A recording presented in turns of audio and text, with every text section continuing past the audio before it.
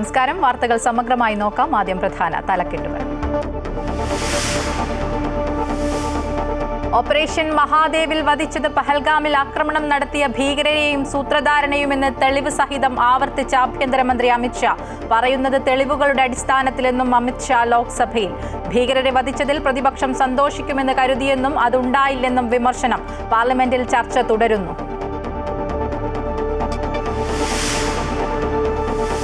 ഛത്തീസ്ഗഡിൽ അറസ്റ്റിലായ കന്യാസ്ത്രീകളുടെ ജാമ്യാപേക്ഷ തള്ളി. നാളെ സെഷൻസ് കോടതിയെ സമീപിക്കും. കേരളത്തിലെ UDF MPമാർ കന്യാസ്ത്രീകളെ കണ്ടു. ഇടത് നേതാക്കളെ തടഞ്ഞു. വിവേചനമെന്ന വൃന്ദ കാരാട്ട്. അറസ്റ്റിൽ പ്രതിഷേധം കടുപ്പിച്ച് പ്രതിപക്ഷം. ലോക്സഭയിൽ പ്രതിപക്ഷത്തിന്റെ അടിയന്തര പ്രമേയം തള്ളി.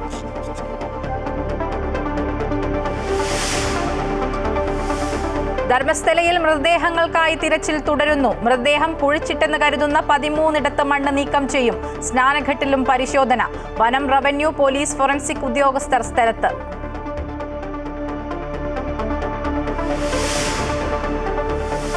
സ്വകാര്യ ബസ് ഉടമകൾ അനിശ്ചിതകാല സമരത്തിലേക്ക്. തീരുമാനം വിദ്യാർത്ഥി കൺസെഷൻ നിരക്ക് വർദ്ധിപ്പിക്കണമെന്ന ആവശ്യം തള്ളിയതോടെ. ഗതാഗത സെക്രട്ടറിയുമായി നടത്തിയ ചർച്ച പരാജയം. വർധനയെ എതിർത്ത് വിദ്യാർത്ഥി സംഘടനകൾ.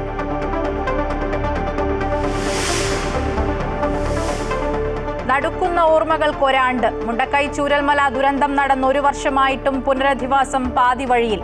വരുമാന മാർഗവും കിടപ്പാടവുമില്ലാതെ ദുരന്തബാധിതർ.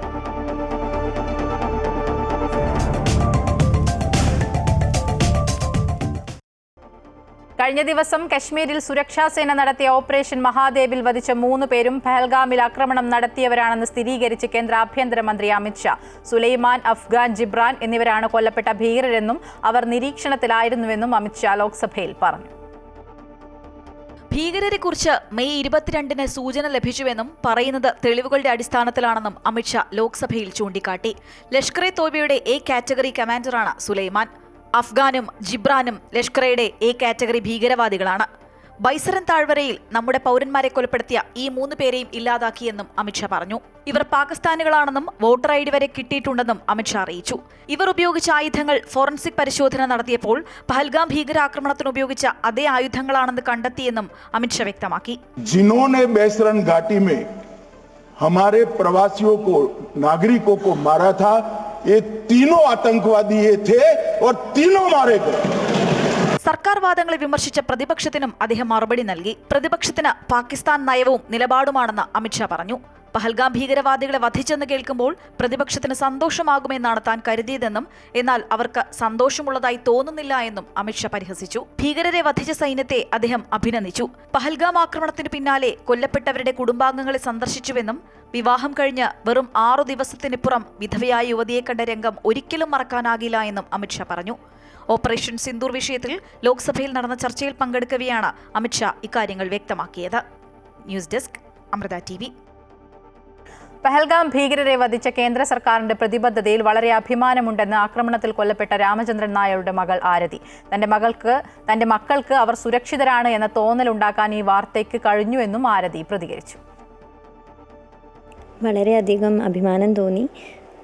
ജസ്റ്റിസ് കിട്ടിയതിനേക്കാളും കൂടുതൽ ഇപ്പോൾ 3 മാസം കടന്നിട്ടും ഇൻവെസ്റ്റിഗേഷൻ നടന്നുകൊണ്ടിരിക്കുന്നുണ്ടായിരുന്നു. ആൻഡ് നമ്മുടെ central government commitment towards like this operation. അന്ന് ഓപ്പറേഷൻ സിന്ദൂറിൽ അവരുടെ ക്യാമ്പ്സ് പോയി തകർത്താലും ഇതിൻ്റെ ഉള്ളിലുണ്ടായിരുന്ന ഈ നമ്മളെയൊക്കെ അറ്റാക്ക് ചെയ്ത് ഇവരെ പിടികൂടിയപ്പോൾ ഐ ഫീൽ വെരി പ്രൗഡ്. വളരെയധികം അഭിമാനം തോന്നി ഒരു ഇന്ത്യൻ ആയതിൽ. കാരണം ഇതിൽ കൂടെ നമ്മുടെ ഇന്ത്യയുടെ സ്ട്രെങ്ത്താണ് നമ്മൾ വേൾഡിനെ കാണിക്കണേ എന്നുള്ളൊരു ഫീലിംഗ് ആണ് എനിക്ക് തോന്നിയത്. ഓപ്പറേഷൻ സിന്ദൂറിൽ ശശി തരൂർ BJP അനുകൂല പ്രസ്താവനകൾ നടത്തുന്നതുകൊണ്ടാണ് അദ്ദേഹം കോൺഗ്രസ് ആവശ്യപ്പെട്ടിട്ടും പാർലമെന്റിലെ ചർച്ചയിൽ നിന്ന് മാറി നിന്നതെന്ന് മുതിർന്ന കോൺഗ്രസ് നേതാവ് മുല്ലപ്പള്ളി രാമചന്ദ്രൻ. തരൂർ പാർട്ടി വിട്ടുപോകണമെന്ന അഭിപ്രായമില്ല. കോൺഗ്രസിന് കരുത്തു പകർന്ന് തരൂർ കൂടെ ഉണ്ടാകണമെന്നാണ് ആഗ്രഹമെന്നും മുല്ലപ്പള്ളി കോഴിക്കോട് പറഞ്ഞു. അതുകൊണ്ടല്ലേ അത് പാർലമെന്റിൽ അദ്ദേഹത്തിന് പറയാൻ സാധിക്കാത്തതുകൊണ്ടാണല്ലോ അദ്ദേഹം കോൺഗ്രസ് ആവശ്യപ്പെട്ടിട്ടും നമ്മുടെ സിന്ദൂർ ഓപ്പറേഷനുമായി ബന്ധപ്പെട്ടുള്ള ചർച്ചയിൽ നിന്ന് അദ്ദേഹം മാറിയുന്നത്.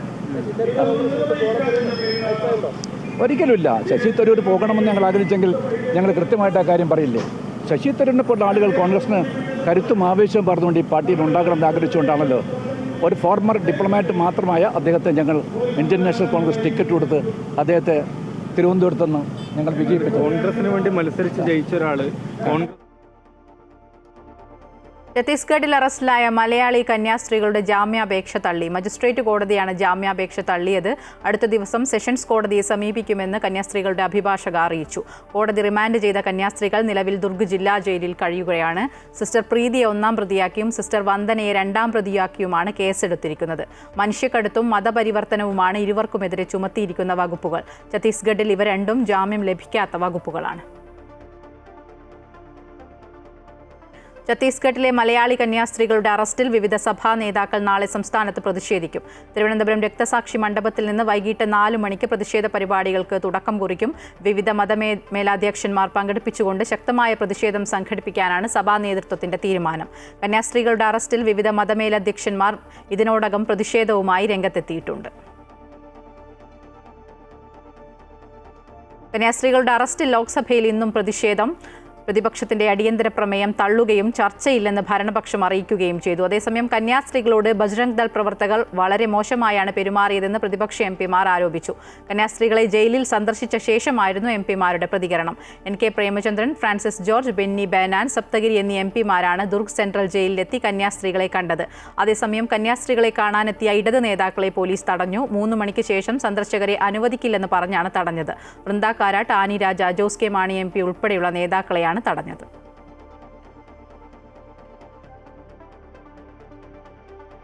രാജ്യത്തുടനീളം ക്രൈസ്തവർ ആക്രമിക്കപ്പെടുന്നുവെന്ന് പ്രതിപക്ഷ നേതാവ് VD സതീശൻ. ഒരു കുറ്റവും ചെയ്യാത്ത കന്യാസ്ത്രീകളാണ് ജയിലിൽ കിടക്കുന്നതെന്നും VD സതീശൻ മലപ്പുറത്ത് പ്രതികരിച്ചു. രാജ്യത്തുടനീളം ക്രൈസ്തവർ ആക്രമിക്കപ്പെടുകയാണ്. ക്രൈസ്തവ ദേവാലയങ്ങൾ ആക്രമിക്കപ്പെടുന്നു, സ്ഥാപനങ്ങൾ ആക്രമിക്കപ്പെടുന്നു, ക്രിസ്മസ് കൂട്ടായ്മകൾ തടസ്സപ്പെടുത്തുന്നു, പ്രാർത്ഥന കൂട്ടായ്മകൾ തടസ്സപ്പെടുത്തുന്നു. നിരവധി വൈദികരും പാസ്റ്റർമാരും ജയിലില്ല. ഏറ്റവും അവസാനമാണ് നിരവധി പേരും മർദ്ദനമേറ്റ് വൈദികർ. 90 വയസ്സായ ഒരു വൈദികനെ കൈ പുറകിൽ കെട്ടിവെച്ച് മർദ്ദിച്ചു. 90 വയസ്സായ വൈദികനെ. ഇപ്പോൾ 2 കന്യാസ്ത്രീമാർ ജയിലിൽ കിടക്കുകയാണ്, ഒരു കുറ്റവും ചെയ്യാത്ത 2 പേര്. അപ്പോൾ പാർലമെൻറ്റിൽ നിന്ന് കോൺഗ്രസിൻ്റെ ഒരു ഡെലിഗേഷൻ ഛത്തീസ്ഗഡിലേക്ക് പോയിട്ടുണ്ട്. കേരളത്തിൽ നിന്ന് ആ 2 കന്യാസ്ത്രീമാരെ പ്രതിനിധാനം ചെയ്യുന്ന നിയോജക മണ്ഡലങ്ങളിലെ MLAമാർ ശ്രീ റോജി M. ജോണും ശ്രീ സജി ജോസഫും അവരും ഛത്തീസ്ഗഡിലേക്ക് പോയിട്ടുണ്ട്.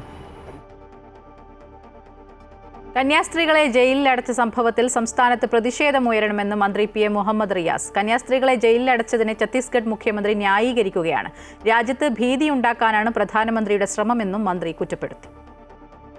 ഛത്തീസ്ഗഡിലെ 2 കന്യാസ്ത്രീകളെ ജയിലിലടച്ച സംഭവം നമ്മുടെ സംസ്ഥാനമാകെ ഒറ്റക്കെട്ടായി പ്രതിഷേധമുയർത്തണമെന്നുള്ള വികാരത്തിലാണ്.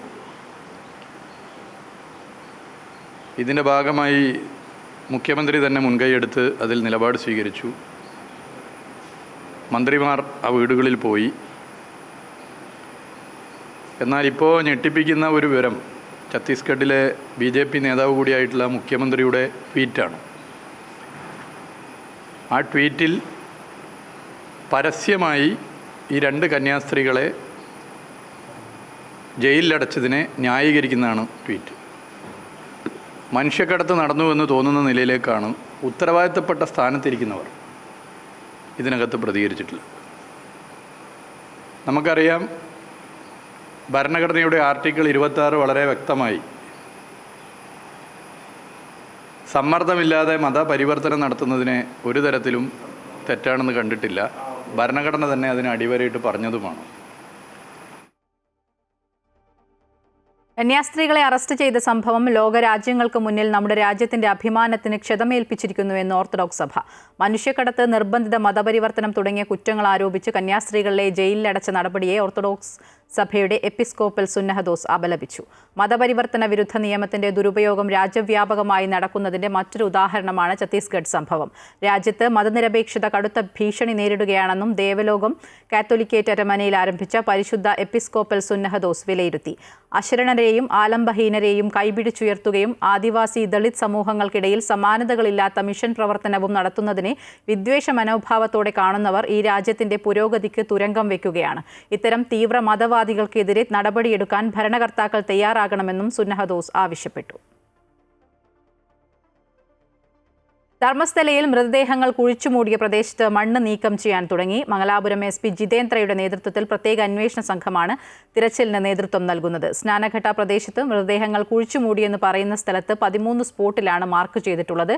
ഇവിടെയാണ് മണ്ണ് നീക്കം ചെയ്യുന്നത്. നേത്രാവതി നദിക്കരയിൽ പുറമ്പോക്ക് ഭൂമിയിലാണ് പരിശോധന. വീണ്ടും അനിശ്ചിതകാല സമരത്തിനൊരുങ്ങി സ്വകാര്യ ബസ് ഉടമകൾ. വിദ്യാർത്ഥി കൺസെഷൻ നിരക്ക് വർധനയുമായി ബന്ധപ്പെട്ട് നടത്തിയ ചർച്ച പരാജയപ്പെട്ടതോടെയാണ് തീരുമാനം. ഗതാഗത സെക്രട്ടറിയുമായി നടത്തിയ ചർച്ചയിൽ കൺസെഷൻ വർധനയെ മുഴുവൻ വിദ്യാർത്ഥി സംഘടനകളും എതിർത്തു.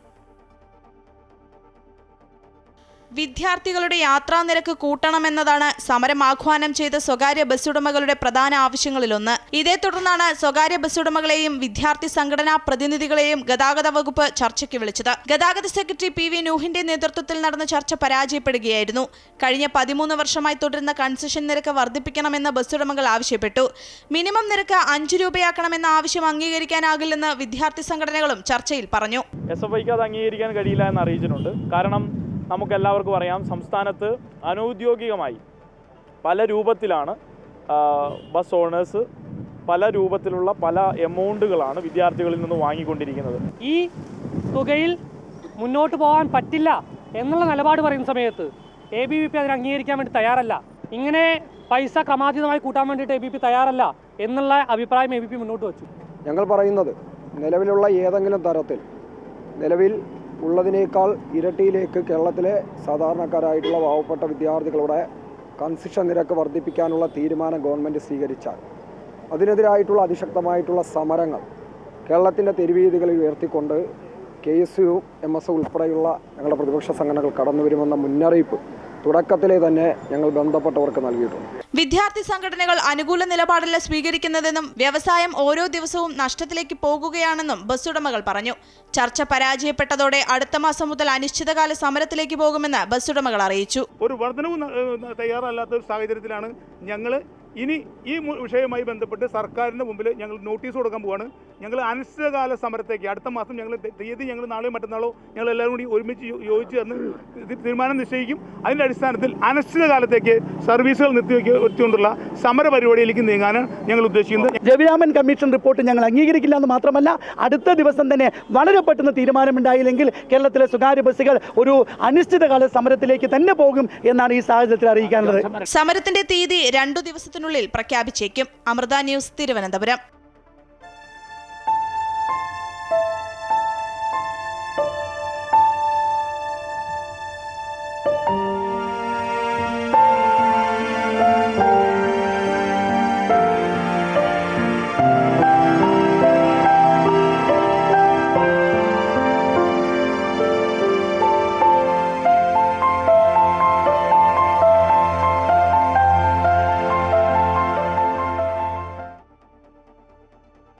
മുണ്ടക്കൈ ചൂരൽമല ഉരുൾപൊട്ടൽ ദുരന്തത്തിലെ അതിജീവിതർക്ക് നഷ്ടമായത് സ്വന്തമെന്ന് കരുതിയ ഗ്രാമം മാത്രമല്ല, ഭൂപടത്തിൽ നിന്ന് മാഞ്ഞുപോയത് അവരുടെ മേൽവിലാസം കൂടിയാണ്. എല്ലാം തകർന്ന് ജീവിതത്തിൽ ആശയറ്റു നിന്ന 19-കാരൻ അഭിജിത്തിന് പുതിയ വഴി തുറന്നെങ്കിലും മേൽവിലാസമില്ലാത്തത് തിരിച്ചടിയായി.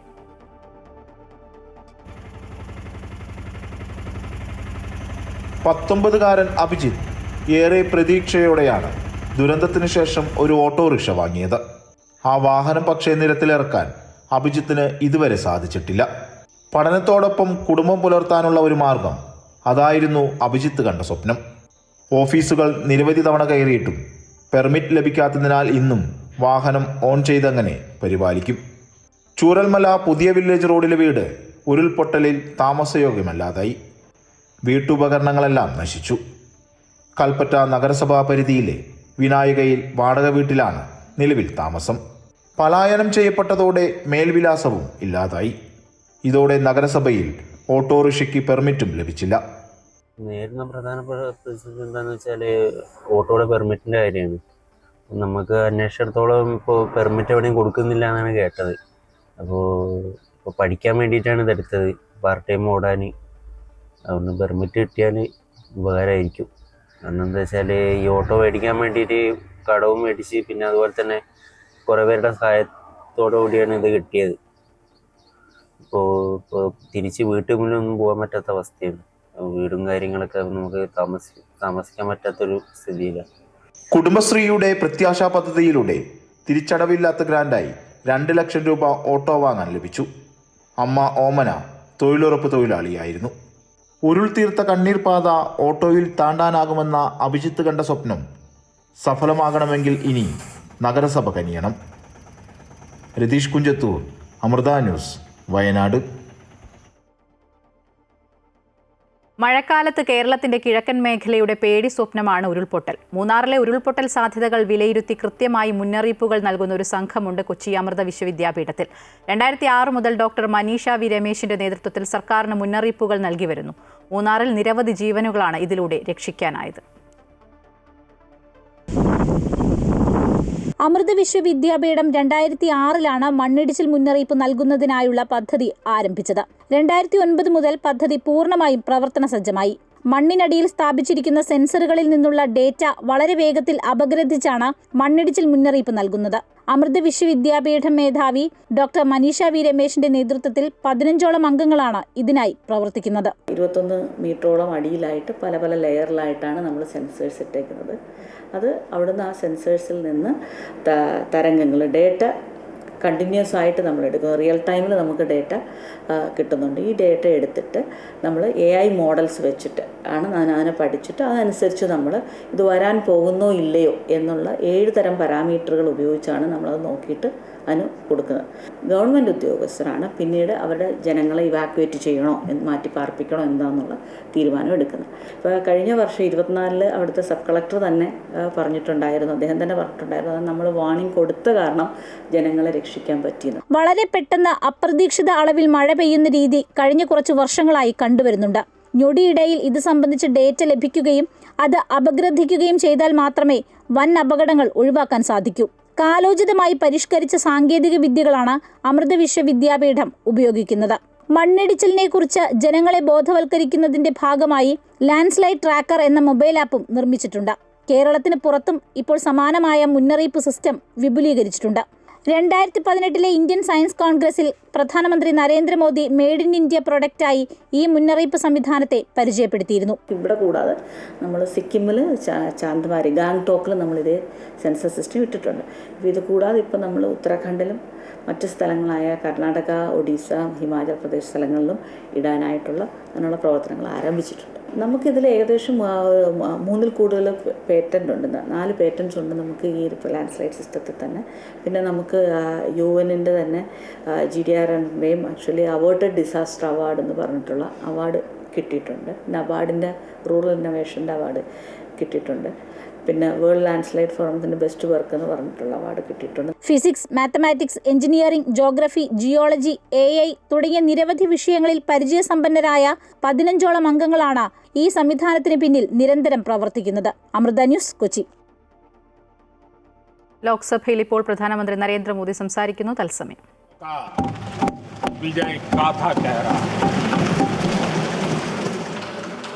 जब मैं विजयोत्सव कह रहा हूं तो 140 करोड़ भारतीयों की एकता, इच्छा शक्ति, उसके एक अप्रतिम जीत का विजयोत्सव की बात करता हूं. आदरणीय अध्यक्ष जी, मैं इसी विजय भाव से इस सदन में भारत का पक्ष रखने के लिए खड़ा हुआ.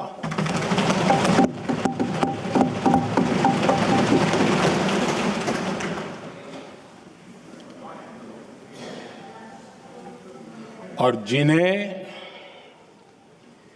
भारत का पक्ष नहीं दिखता है उन्हें मैं आईना दिखाने के लिए खड़ा हुआ.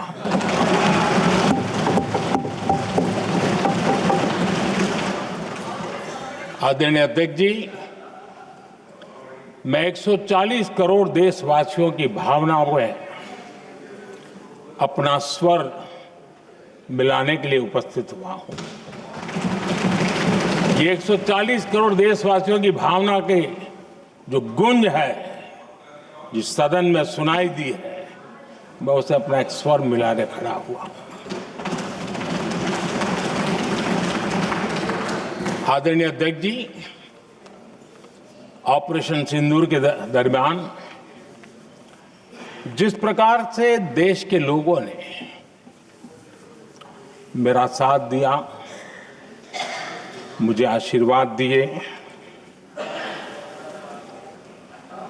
देश की जनता मुझ पर कर्ज है। मैं देशवासियों का आभार व्यक्त करता हूं। मैं देशवासियों का अभिनंदन करता हूं। आदरणीय अध्यक्ष जी, 22 अप्रैल को पहलगाम में जिस प्रकार की क्रूर घटना घटी, जिस प्रकार आतंकवादियों ने निर्दोष लोगों को उनका धर्म पूछ पूछ करके गोलियां मारी, ये क्रूरता की पराकाष्ठा थी। भारत को हिंसा की आग में झोंकने का ये सुविचारित प्रयास था। भारत में दंगे फैलाने की ये साजिश थी। मैं आज देशवासियों का धन्यवाद करता हूं कि देश ने एकता के साथ उस साजिश को नाकाम कर दिया।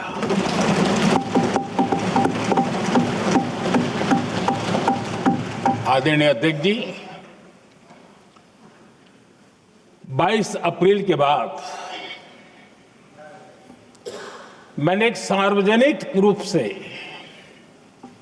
और विश्व को समझ में आए इसलिए कुछ अंग्रेजी में भी वाक्यों का प्रयोग किया था और मैंने कहा था कि हमारा संकल्प है, हम आतंकियों को मिट्टी में मिला देंगे।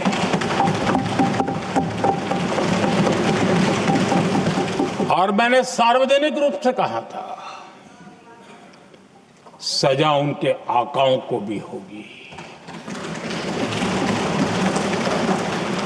और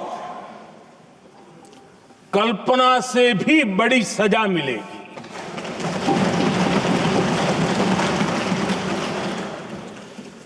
बाईस अप्रैल को मैं विदेश था,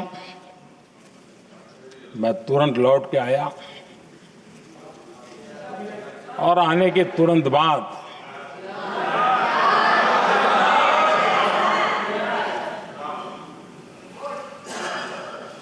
मैंने एक बैठक बुलाई और उस बैठक में हमने साफ साफ निर्देश दिए कि आतंकवाद को करारा जवाब देना होगा और ये हमारा राष्ट्रीय संकल्प है। आदरणीय अध्यक्ष जी, हमें हमारे सैन्य बलों की क्षमता पर पूरा विश्वास है, पूरा भरोसा है उनकी क्षमता पर, उनके सामर्थ्य पर, उनके साहस पर। सेना को कार्रवाई की खुली छूट दे दी गई और यह भी कहा गया कि सेना तय करें कब, कहां, कैसे, किस प्रकार से। ये सारी बातें उस मीटिंग में साफ साफ कह दी गई और कुछ बातें उसमें से मीडिया में शायद रिपोर्ट भी हुई है।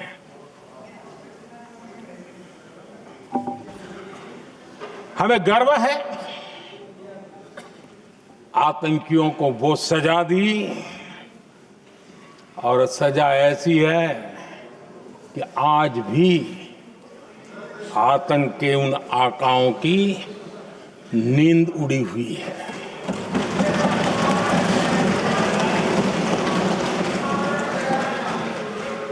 आदरणीय अध्यक्ष जी, मैं हमारी सेना की सफलता के उससे जुड़े भारत के उस पक्ष को सदन के माध्यम से देशवासियों के सामने रखना चाहता हूं। पहला पक्ष, पहलगाम हमले के बाद से ही पाकिस्तानी सेना को अंदाजा लग चुका था कि भारत कोई बड़ी कार्रवाई करेगा। उनके तरफ से न्यूक्लियर की धमकियों के भी बयान आना शुरू हो चुके थे। भारत ने 6 मई रात और 7 मई सुबह जैसा तय किया था वैसी कार्रवाई की और पाकिस्तान कुछ नहीं कर पाया। 22 मिनट में 22 अप्रैल का बदला निर्धारित लक्ष्य के साथ हमारी सेना ने ले लिया। दूसरा पक्ष, आदरणीय अध्यक्ष जी, पाकिस्तान के साथ हमारी लड़ाई तो कई बार हुई है, लेकिन ये पहली ऐसी भारत की रणनीति बनी कि जिसमें पहले जहां कभी नहीं गए थे वहां हम पहुंचे। पाकिस्तान के कोने कोने में आतंकी अड्डों को धुआं धुआं कर दिया गया।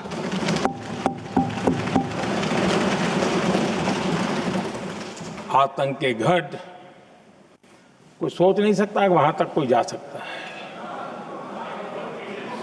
बहावलपुर और मुर्गे उसको भी जमीन दोस्त कर दिया गया। आदरणीय अध्यक्ष जी, हमारे सेनाओं ने आतंकी अड्डों को तबाह कर दिया। तीसरा पक्ष, पाकिस्तान की न्यूक्लियर धमकी को हमने झूठा साबित कर दिया।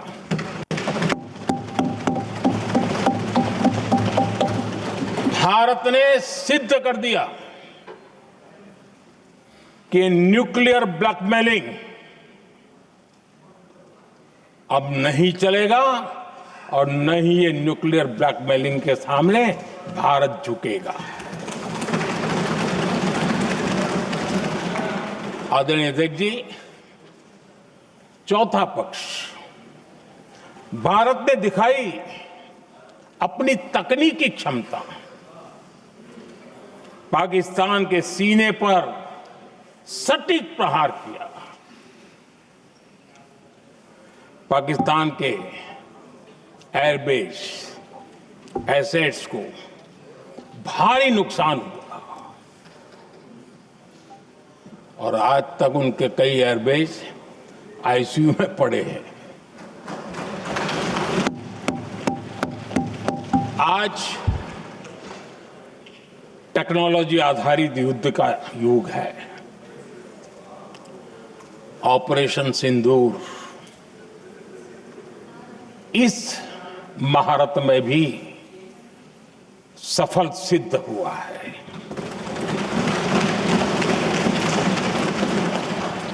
अगर पिछले 10 साल में जो हमने तैयारियां की हैं वो न की होती तो इस तकनीक के युग में हमारा कितना नुकसान हो सकता था, इसका हम अंदाज लगा सकते हैं।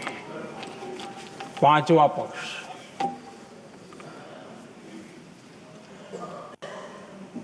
ऑपरेशन सिंदूर के दरमियान पहली बार हुआ जब आत्मनिर्भर भारत की ताकत को दुनिया ने पहचाना है।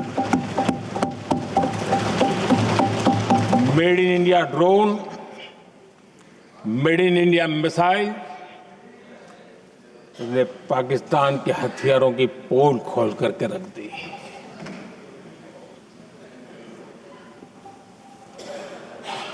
आदरणीय अध्यक्ष जी, और भी एक महत्वपूर्ण काम जो हुआ है, वैसे जब राजीव गांधी जी थे उस समय उनके जो डिफेंस का काम देखने वाले अमोस थे,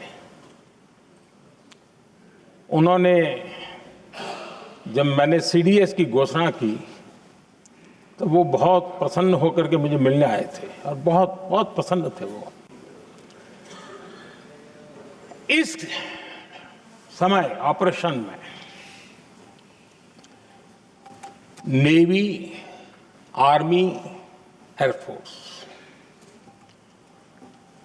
तीनों सेनाओं का जॉइंट एक्शन, इसके बीच की सिनर्जी, इसने पाकिस्तान के छक्के छुड़ा दिए।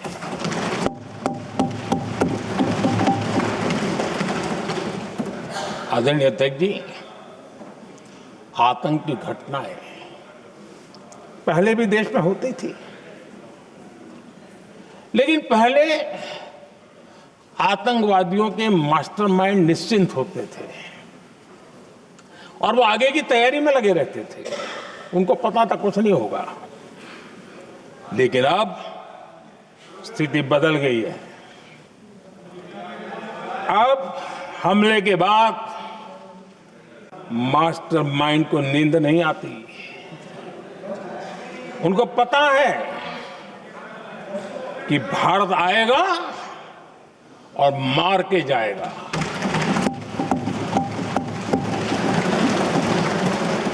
ये न्यू नॉर्मल भारत ने सेट कर दिया है।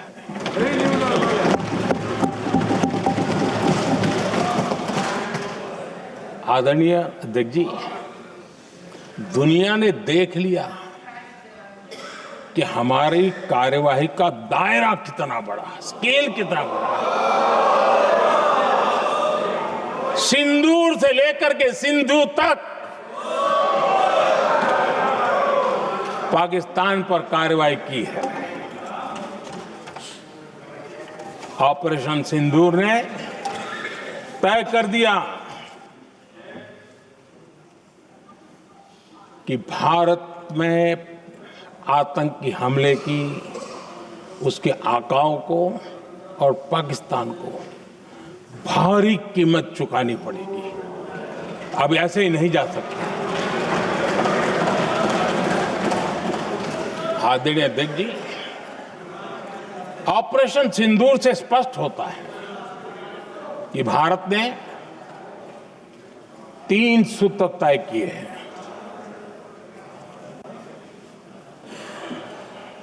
अगर भारत पर आतंकी हमला हुआ तो हम अपने तरीके से, अपनी शर्तों पर, अपने समय पर जवाब दे करके रहेंगे।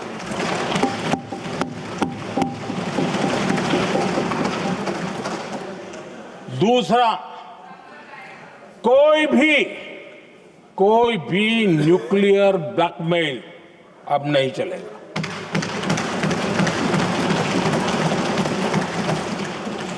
और तीसरा, हम आतंक की सरपरस्त सरकार और आतंक के आकाओं, उनको अलग अलग नहीं देखेंगे। आदरणीय अध्यक्ष जी,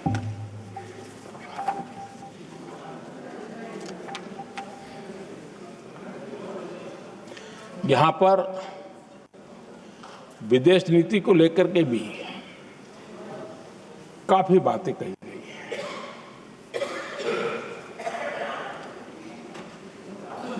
दुनिया के समर्थन को लेकर के भी काफी बातें कही गई हैं।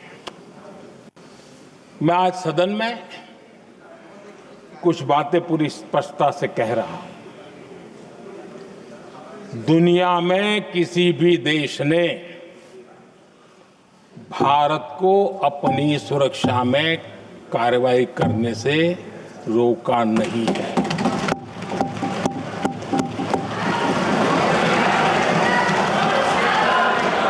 संयुक्त राष्ट्र 193 कंट्रीज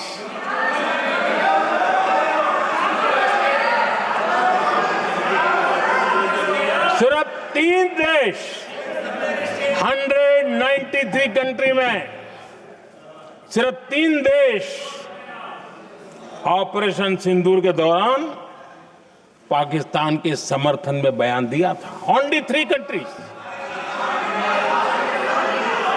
क्वाड हो, ब्रिक्स हो, फ्रांस, रूस, जर्मनी, कोई भी देश का नाम ले लीजिए, तमाम देश दुनिया भर से भारत को समर्थन मिला है।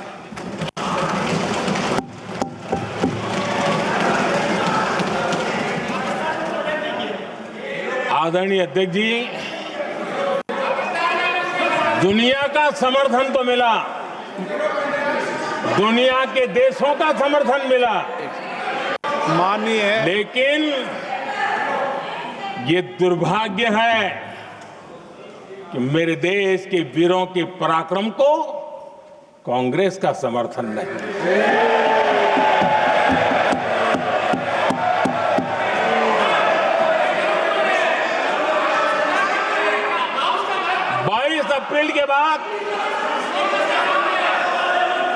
22 अप्रैल के आतंकी हमले के बाद 3-4 दिन में ही ये उछल रहे थे और कहना शुरू कर दिया, कहां गई 56 इंच की छाती, कहां खो गया मोदी, मोदी तो फेल हो गया। क्या मजा ले रहे थे, उनको लगता है वाह बाजी मार ली। उनको पहलगाम के निर्दोष लोगों की हत्या में भी